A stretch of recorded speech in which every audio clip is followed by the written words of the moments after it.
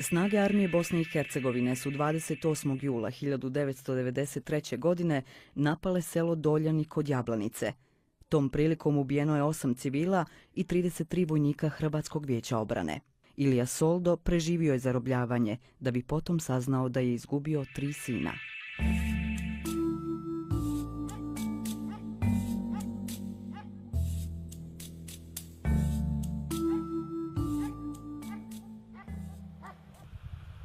Ja se zovem Soldo Ilija.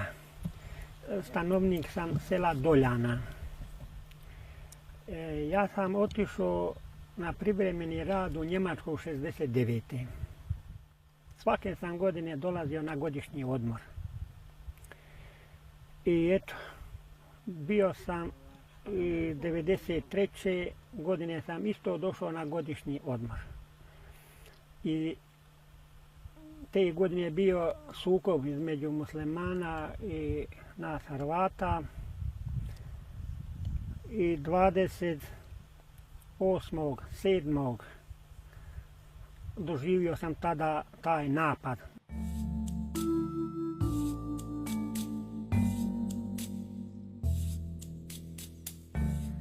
I odjedan put, oko 9-10 sati, počelo je pucanje sa linije. I galama, vika sa linije i eto tako, približavalo je se kući. I što je bilo bliže kući, pade komanda, pucajte po kućama.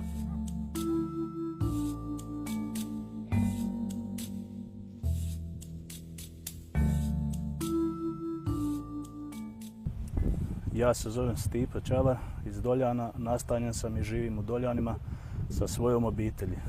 Nalazimo se ovdje na mjestu koje se zove Milaševac.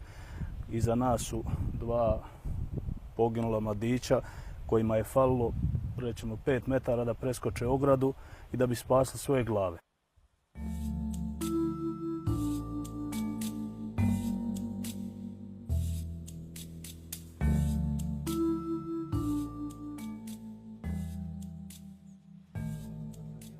I mi smo tada iz kuće pobjegli, izišli i u šumu. I išli sve šumom, bježeći. Putovali smo skoro cijeli taj dan šumom i išli gore prema pravcu Risovca, bježali.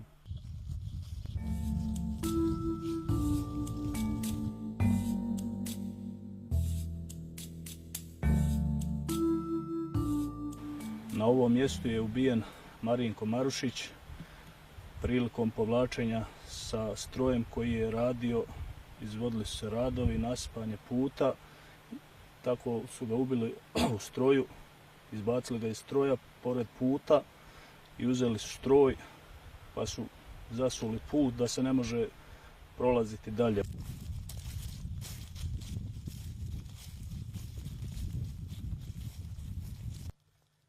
Sve smo šumom išli i do pred Stipića Livodo išli smo na put, na šumski put koji je vodio prema Risovcu i pošli s njim i došli do Stipića Livode. I tu smo htjeli da se odmorimo.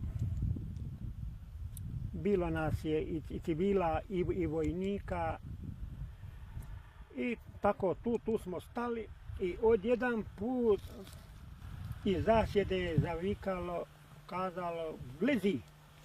I mi smo bili tada iznenađeni. Neko je i lego, neko je još zbunjen stajao, a po nama je vatra. Vojnici su teško bili ranjeni, ostali iza nas. Možda je neki odmah bio i ubijen, a neki je i ostao i ranjen. A jedan je civil odmah bio smrtno ranjen, a jedna je žena ta od civila ranjena je bila teško i ostala je. Ovako je preko nogu presekao rafal. Da, i otekla je se krv i ona je bila sigurno gotova, odmah, ja. A eto, ba to je po prilici, oni su i poubijali kasnije i gotovo, ako je koji bio živ.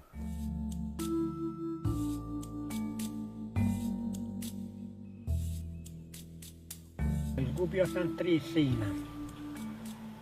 I eto, sad nakon toga ima više od 10 godina, pa eto, mora se oprostiti. A zaboraviti se te ne mere nikako, a eto, oprostiti se kažu da se mora oprostiti i oprostit ćemo, šta ćemo. Određeni smisao svome životu. Ne smijemo znajmo gledati vrijeme koje dolazi.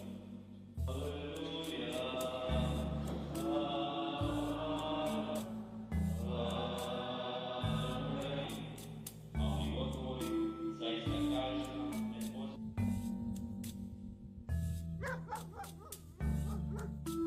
Od svih ovih događaja i stradanja prošlo je 12 godina.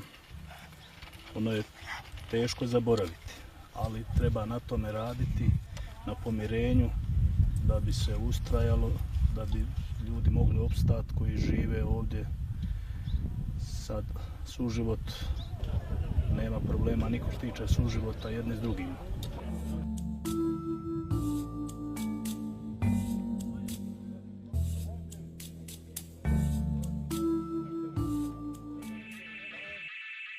U selu Doljani danas ponovo zajedno žive Bošnjaci i Hrvati.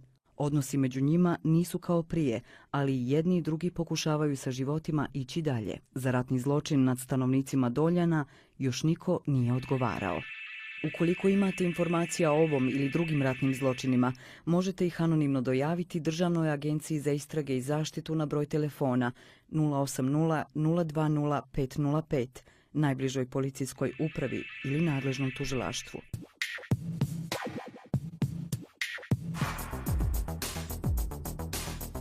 Sukladno odredbama zakona o preuzimanju predmeta od strane Međunarodnog tribunala u Hagu, ovo tužilaštvo će zaprimati dokaze i sve drugi materijale do kojih je tužilaštvo tribunala došlo, kako bi te dokaze moglo iskoristiti u procesuiranju predmeta koji će se voditi pred sudom Bosne i Hercegovine. Svi ti dokazi koje je do sad prikupilo tužilaštvo Međunarodnog tribunala u Hagu mogu prema odredbama toga zakona predstavljati validne dokaze pred postupanjem pred sudom BiH. Mimo odredaba zakona o preuzimanju predmeta od strane Međunarodnog tribunala, tužilaštvo ima i zaključen memorandum o saradnji i sporazumijevanju između tužilaštva i Međunarodnog tribunala u Hagu, zapravo njihovog tužilaštva. I tužilaštvo već izvjestan duži period ostvaruje jako dobru saradnju sa Međunarodnim tribunalom u Hagu, posebno u vezi dostavljanja i prikupljanja dokaza. Tako da je ta saradnja već jako vrlo dobra i mi u pojedinim predmetima, a ne samo u predmetima pravila 11 bis, već zaprimamo na naše traženje svu potrebnu dokumentaciju i dokaze koji nam u ovom momentu trebaju. U aprilu 1992. godine srpske snage napadaju Brčko. Ubrzo nakon toga počinju masovna ubistva brčanskih civila. Fotografija američkog fotografa Rona Haviva iz maja 1992. godine obišle su svijet.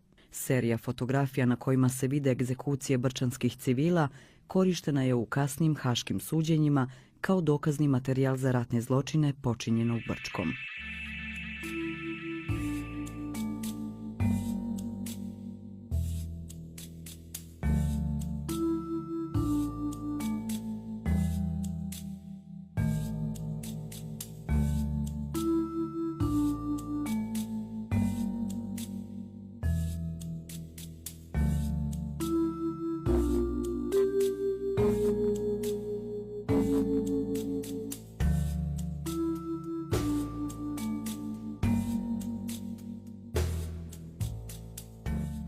Zovem se Jelisić Goran.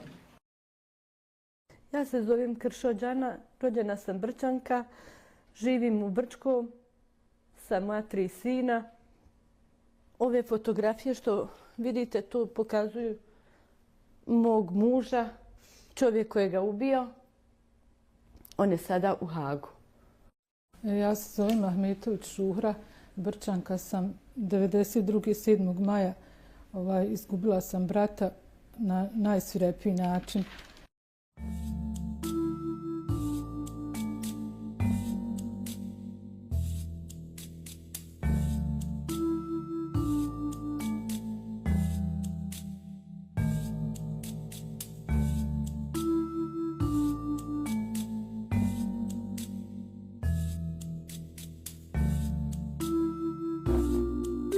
Znala sam da je ubijen, ali nisam do maja ove godine nismo imali ovako baš potvrđeno sa snimcima.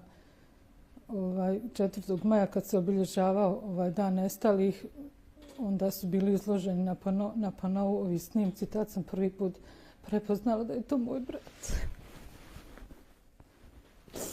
7. maja bili smo na Novom Brčkom u njegovog Amidžića u stanu. Iz tog stana oko 8 sati ujutru smo izvedeni.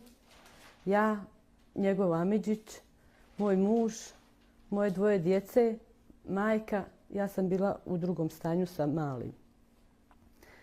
U kasarnu. Došao je čovjek i rekao da nas razdvoje muškarce i žene. Na žene su i djecu i starije muškarce su za Brezovo polje odvezli, a muškarci su ostali u kasarnu, navodno da čiste staklo. Kada sam pošla, kad su nas stavili u autobuse, on je vidio gdje smo mi i rekao da se ne sekiram ništa, da će sve biti dobro. Mahinalno sam odmahnula paravan sa prozora, moj muž i njegov Amidžić i dosta našeg komšiluka je stajalo na ogradi. I on je meni mahnuo i rekao da pazim i da brinem na djecu. I od tad ga više nisam nikad ni vidjela. Bili su u Kuli, jedan na Novom Brčkom, odatle su i odveli u garnizon, iz garnizona u Sup. I tu su i maltretirali, tako imam svjedočenja od haških svjedoka. I 7. maja ubio ga je Goran Jelisić na najsvirepiji način.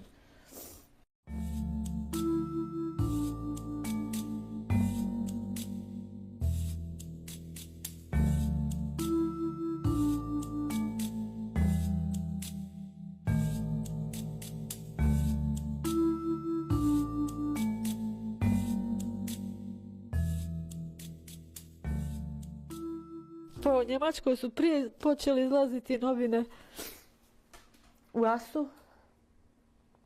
Ne znam još koje, Ljiljana mislim. I tu su počeli izlaziti fotografije i ta sam bila 100% ubijeđena da je on. Moj brat trebao je da se ženi, imao je zaručenu djevojku. Otac nam je umro. Otac mi je umro u decembru 1991. On je trebao da se ženi te nove godine, znači za novu 1992. godinu. I isto tako odložili da se kao ženi za 1. maj. I desilo se to što se desilo, to nije bio ni oženjen, imao je 39 godina.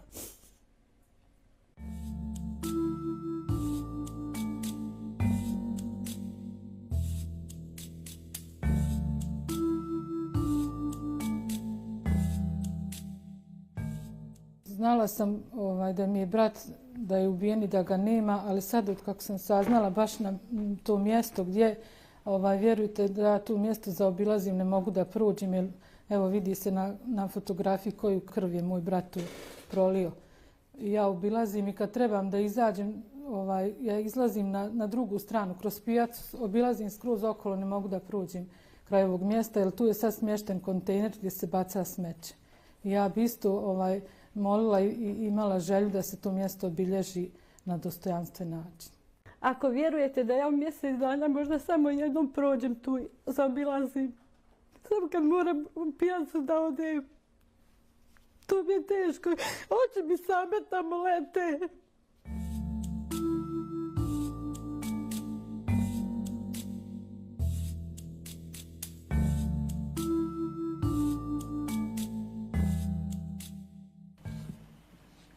nisam kriv.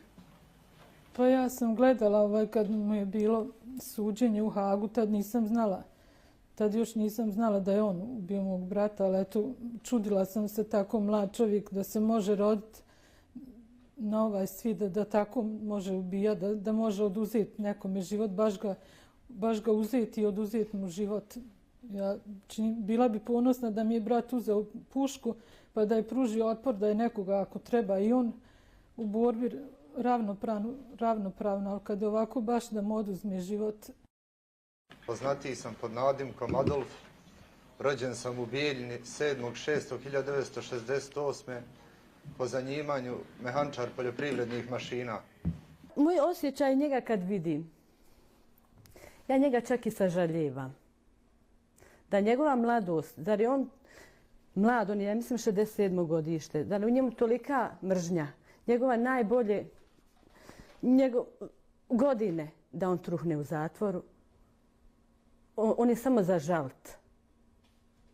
zažaliti, a što je učinio, to ima dragi Bog da nama svima. I on ima, čula sam sina, da će i on biti svog sina željan, kao što su moja djeca željna svog roditelja.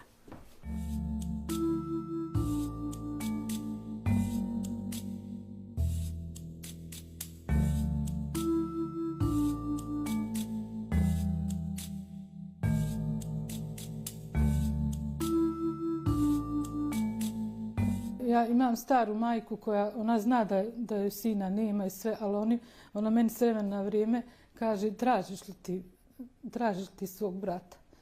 Ona za ovu ne zna, ona samo zna da je on ubijen i da ga nema. Ali sam ogorčena da nikad niko nije našao za shodno da je obiđe, jer znaju da je zna se da je izgubila sina, da je neko obiđe iz ove naše strukture vlasti. A mislim što se tiče pomoći, tu nema para. Nema para kojima bi se njoj mogao nadoknaditi njen sin, ali bar topla riječ bi joj mnogo značila. Živim od muževe penze što je radio, izganjala sam radničku penziju 98. Imam moje djeverove, moji braću koji su izdržavali moju djecu i danas dane. To je sve što ima.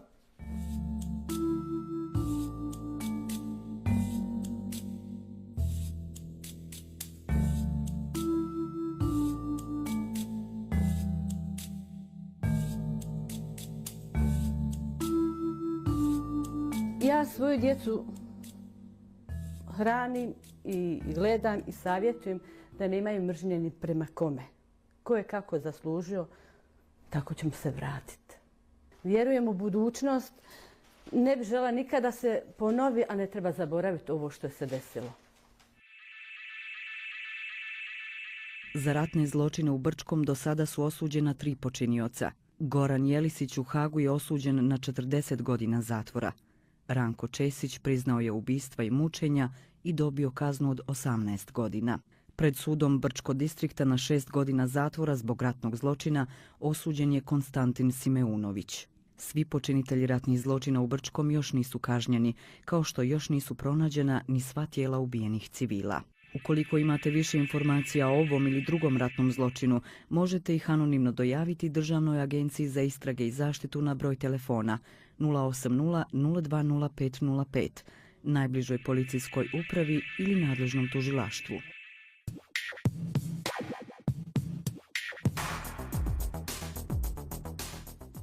Tribunal je uvek bio zamišljen kao privremena institucija i zato je Vijeće sigurnosti, organ koji je osnovao tribunal, tražio da se napravi plan kako tribunal može da jednog dana završi svoj rad, privede to sve kraju kontrolisano i planirano.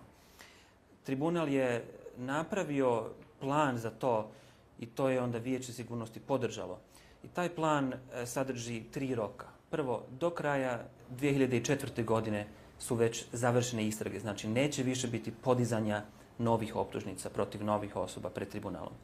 Drugo, prema planu nadamo se da ćemo moći da završimo suđenje do kraja 2008. godine. Iako već sada izgleda da ćemo možda mali da probijemo taj rok da uđemo u 2009. godinu. I na kraju plan je da do kraja 2010. godine okončamo sve aktivnosti tribunala. To sve u mnogome zavisi od toga da preostali bjegunci budu što je prije moguće privedeni pred lice pravde. Bitan dio plana je i to da se tribunal skoncentriše na ono što je najvažnije obaviti pred jednim međunarodnim sudom, a to je suđenje osobama sa najviših nivoa. Jer rekao bih da je i dalje teško pred domaćim sudovima da se sudi ljudima koji su bili predsjednici, koji su bili generali najvišeg ranga i tako dalje. Oko te strategije okončanja rada tribunala želio bih naglasiti dvije stvari. Prvo, mi nismo još pri kraju rada tribunala. Imamo pred sobom 5 veoma aktivnih godina, jer ono što se do sada uglavnom radilo, od istraga preko podizanja optužnica do dovođenja optuženih, suđenja, žalbe, sve to vodi do onoga što je zapravo krajnji cilj i krajnji rezultat, da se konačnom pravosnažnom presudom kaže ova osoba jeste ili nije kriva za ove zločine, ovo je ono što se desilo i to je dokazano. To je nekakav konačni plod rada tribunala. I veći dio zapravo onih koji će biti suđeni u Hagu tek će dobiti svoju pravosnažnu presudu. I do sada završena suđenja uglavnom su se odnosila uvijek na jednu opštinu i neka od najvećih predmeta kao što su Prlić i ostali, Milošević, Krajišnik i tako dalje, tek će biti okončana u Hagu. Drugo što želim naglasiti jeste da će tribunal raditi u partnerstvu sa domaćim sudovima. Znači, osim prijenosa predmeta i dokaza, također već postoje sa pravosudnim organima Bosne i Hercegovine kontakti, razmjena iskustava, saradnje u oblastima kao što su, na primjer, zaštita svjedoka, podrška svjedocima, sudska uprava, rad sudske policije, rad prevodilačke službe itd. itd.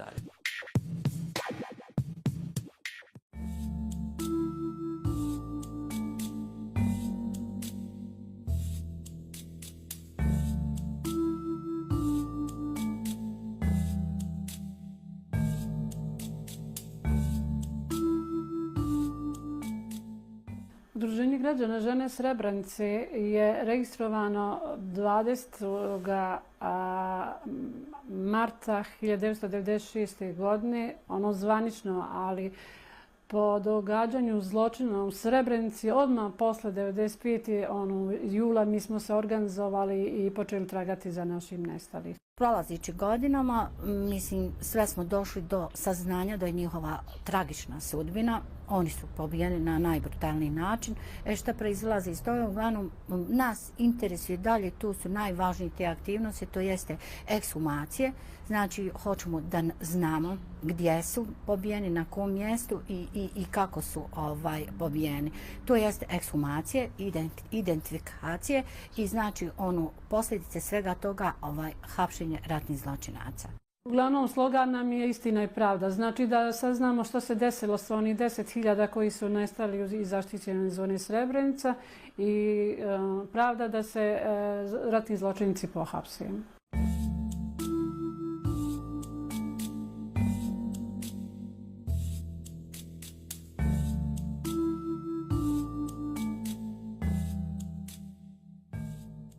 Izdali smo knjigu Samrtno srebreničko ljeto, to su svjedočenja ovih preživjelih koji su došli iz Srebrenice. Onda smo radili 2 godine na dosije Srebrenica.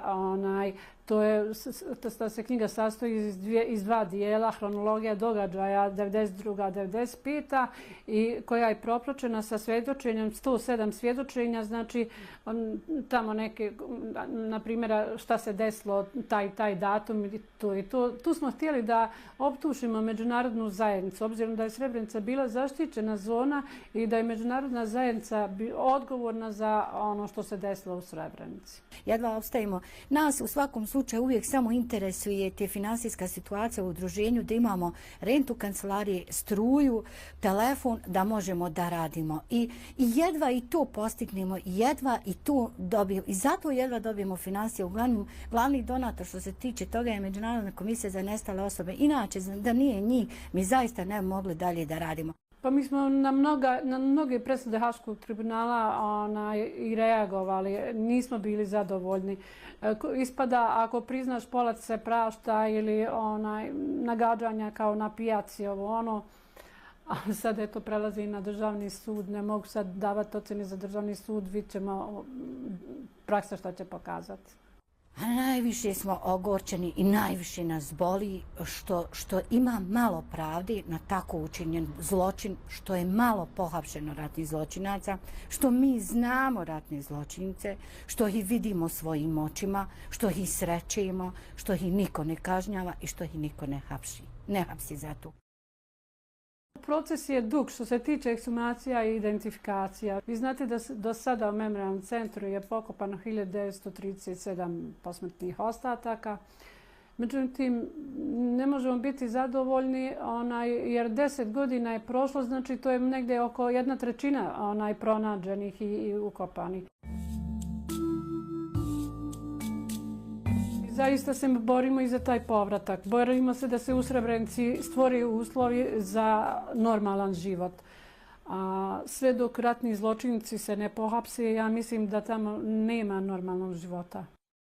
Mi ćemo sve dotle dok ne saznamo za onog posljednjeg koji je nestao iz zaštićene zone Srebrenica, dok se ratni zločinci ne pohapse, mi ćemo da djelujemo. Vi znate da svakog 11. se okupljamo i da tragamo za našim nestalim, da se borimo da se ratni zločinci pohapse i nadam se da ćemo u tome istrajati.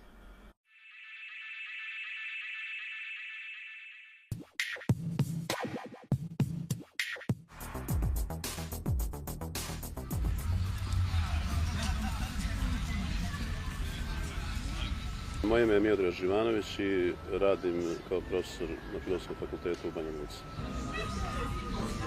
Pa nažalost, ovaj naš posljednji rat na ovim prostorima je bio prebogat upravo ratnim zločinima i to je jedno teško, brutalno nasljeđe koje mi nosimo evo i 10 godina nakon potpisivanja mirovnog sporazuma.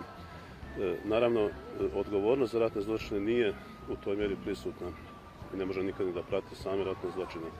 Ali čini mi se da doista treba voditi računa isključivo o tome da i ta odgovornost bude apsolutno lične ili pojedinačne prirode.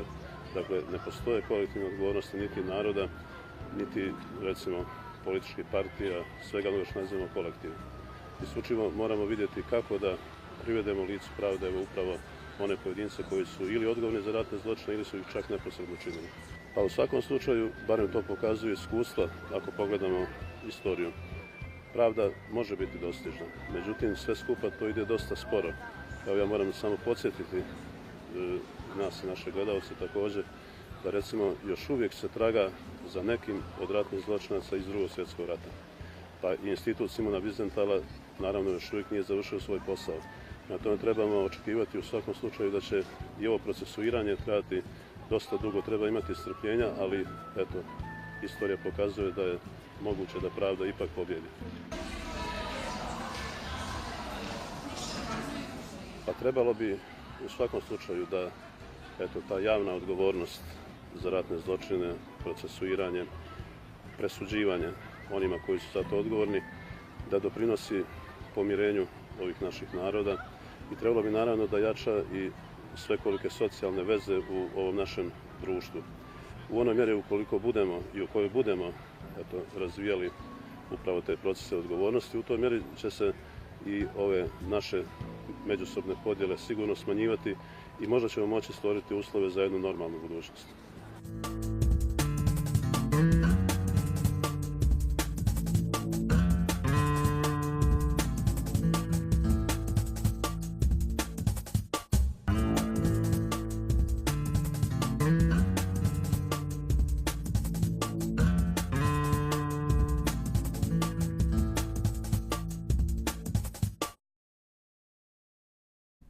I djecu i starije muškarce su za Brezovo polje odvezli, a muškarci su ostali u kasarnu, navodno da čiste staklo. Kada sam pošla, kad su nas stavili u autobuse, on je vidio gdje smo mi i rekao da se ne sekiram ništa, da će sve biti dobro. Mahinalno sam odmahnula paravan sa prozora, moj muž i njegov Amidžić i dosta naše komšiluka je stajalo na ogradi. I on je meni mahnuo i rekao da pazim i da brinem na djecu. I od tad ga više nisam nikad ni vidjela. Bili su u Kuli, jedan na Novom Brčkom, odatle su i odveli u garnizon, iz garnizona u Sup i tu su i maltretirali, tako imam svjedočenja od haških svjedoka. I 7. maja ubio ga je Goran Jelisić na najsvirepiji način.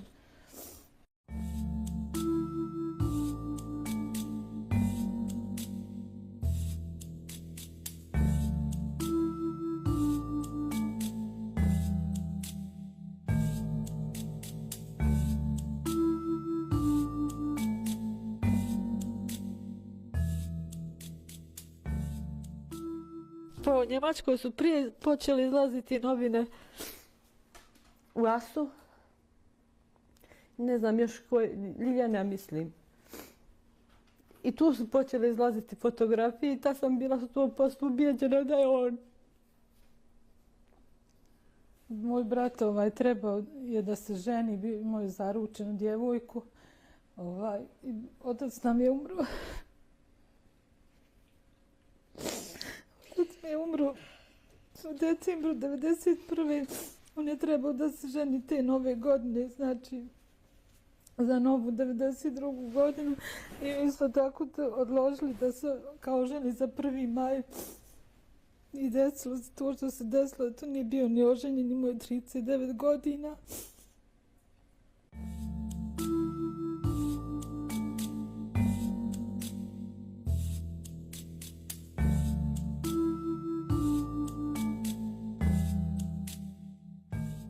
Znala sam da mi je brat da je ubijen i da ga nema, ali sad od kako sam saznala baš na to mjesto gdje, vjerujte da ja tu mjesto zaobilazim, ne mogu da prođem jer evo vidi se na fotografiji koju krv je moj brat tu prolio. Ja obilazim i kad trebam da izađem. Svu potrebnu dokumentaciju i dokaze koji nam u ovom momentu trebaju.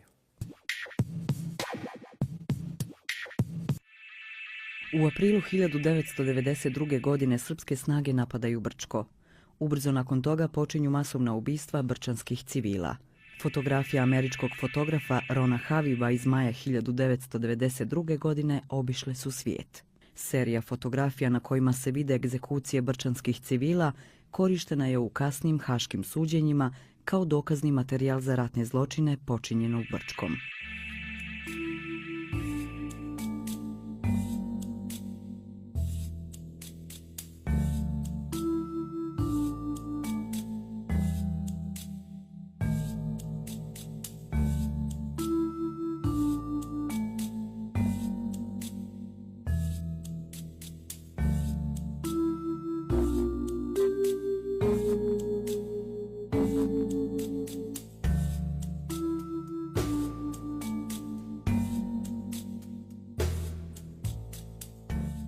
Zovem se Jelisić Goran. Ja se zovem Kršođana, rođena sam Brčanka, živim u Brčkom sa moja 3 sina. Ove fotografije što vidite tu pokazuju mog muža, čovjek koji ga ubio. On je sada u Hagu. Ja se zovem Ahmetović Šuhra, Brčanka sam 92. 7. maja. Izgubila sam brata na najsvirepiji način.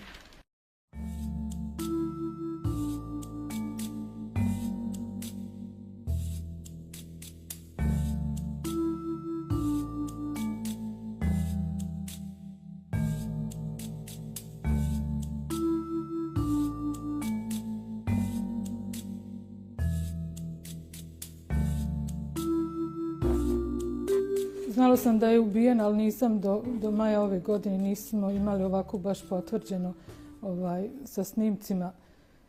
4. maja kad se obilježavao dan nestalih, onda su bili izloženi na panou ovi snimci. Tad sam prvi put prepoznala da je to moj brat.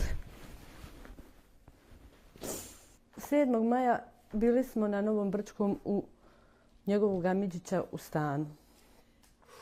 Iz tog stana oko 8 sati ujutro smo izvedeni ja, njegov Amidžić, moj muž, moje 2 djece, majka, ja sam bila u drugom stanju sa malim. U kasarnu. Došao je čovjek i rekao da nas razdvoje muškarce i žene. Nas žene su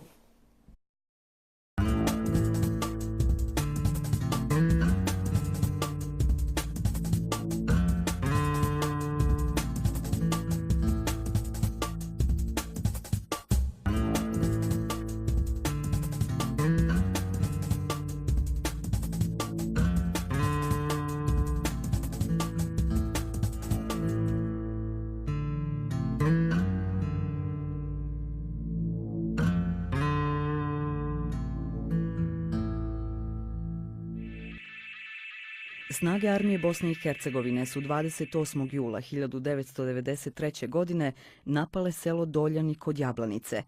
Tom prilikom ubijeno je 8 civila i 33 vojnika Hrvatskog vijeća obrane. Ilija Soldo preživio je zarobljavanje, da bi potom saznao da je izgubio 3 sina.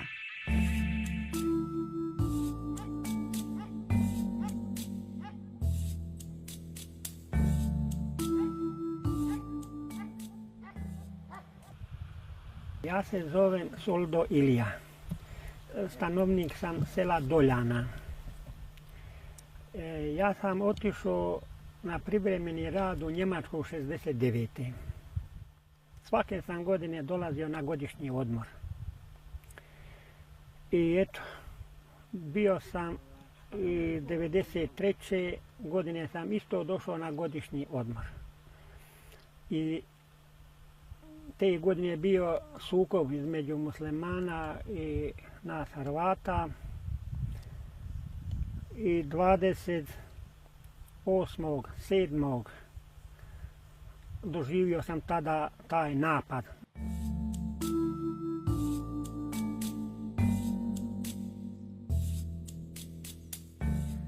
I odjedanput oko 9-10 sati počelo je pucanje sa linije.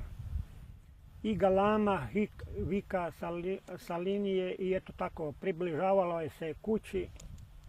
I što je bilo bliže kući, pade komanda, pucajte po kućama.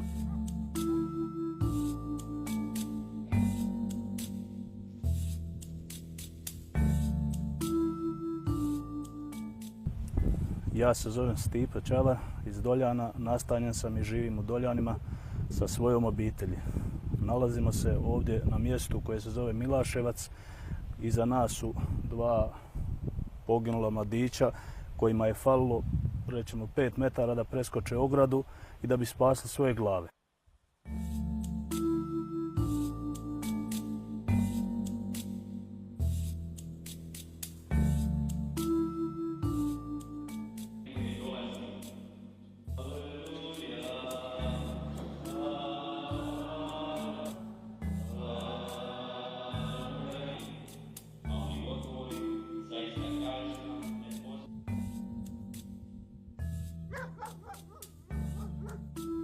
Od svih ovih događaja i stradanja prošlo je 12 godina. Ono je teško zaboraviti, ali treba na tome raditi, na pomirenju, da bi se ustrajalo, da bi ljudi mogli opstati koji žive ovdje. Sad suživot, nema problema niko što tiče suživota jedni s drugima.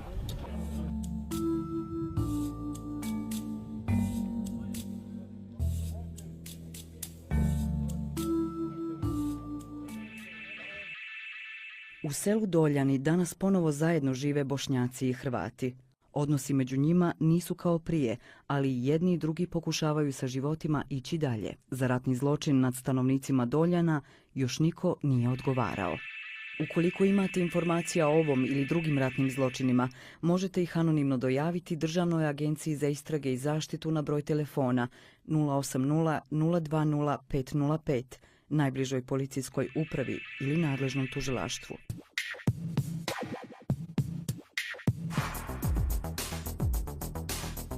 Sukladno odredbama zakona o preuzimanju predmeta od strane Međunarodnog tribunala u Hagu, ovo tužilaštvo će zaprimati dokaze i sve druge materijale do kojih je tužilaštvo tribunala došlo, kako bi te dokaze moglo iskoristiti u procesuiranju predmeta koji će se voditi pred sudom Bosne i Hercegovine. Svi ti dokazi koje je do sad prikupilo tužilaštvo Međunarodnog tribunala u Hagu mogu prema odredbama toga zakona predstavljati validne dokaze pred postupanjem pred sudom BiH. Mimo odredaba zakona o preuzimanju predmeta od strane Međunarodnog tribunala, tužilaštvo ima i zaključen memorandum o saradnji i sporazumijevanju između tužilaštva i Međunarodnog tribunala u Hagu, zapravo njihovog tužilaštva. I tužilaštvo već izvjestan duži period ostvaruje jako dobru saradnju sa Međunarodnim tribunalom u Hagu, posebno u vezi dostavljanja i prikupljanja dokaza. Tako da je ta saradnja već jako vrlo dobra i mi u pojedinim predmetima, a ne samo u predmetima pravila 11 bis, već zaprimamo na naše traženje. I mi smo tada iz kuće pobjegli, izišli i u šumu. I išli sve šumom, bježeći. Putovali smo skoro cijeli taj dan šumom i išli gore prema pravcu Risovca, bježali.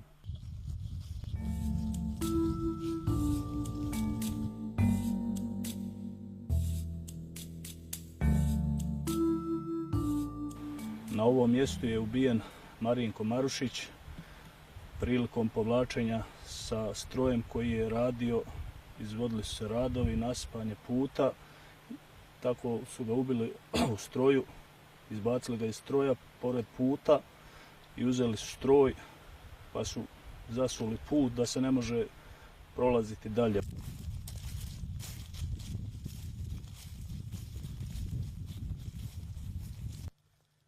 Sve smo šumom išli i do pred Stipića Livodu išli smo na put, na šumski put koji je vodio prema Risovcu i pošli s njim i došli do Stipića Livode. I tu smo htjeli da se odmorimo. Bilo nas je i civila i vojnika i tako tu smo stali i odjedan put iz zasjede je zavikalo, kazalo blizi. I mi smo bili tada iznenađeni. Neko je i lego, neko je još zbunjen stajao, a po nama je vatra. Vojnici su teško bili ranjeni, ostali iza nas. Možda je neki odmah bio i ubijen, a neki je ostao i ranjen. A jedan je civil odmah bio smrtno ranjen. A jedna je žena ta od civila ranjena je bila teško i ostala je. Ovako je preko nogu presekao rafal. Da, i otekla je se krv i ona je bila sigurno gotova, odmah. Ja. A eto, pa to je po prilici, oni su i poubijali kasnije i gotovo, ako je koji bio živ.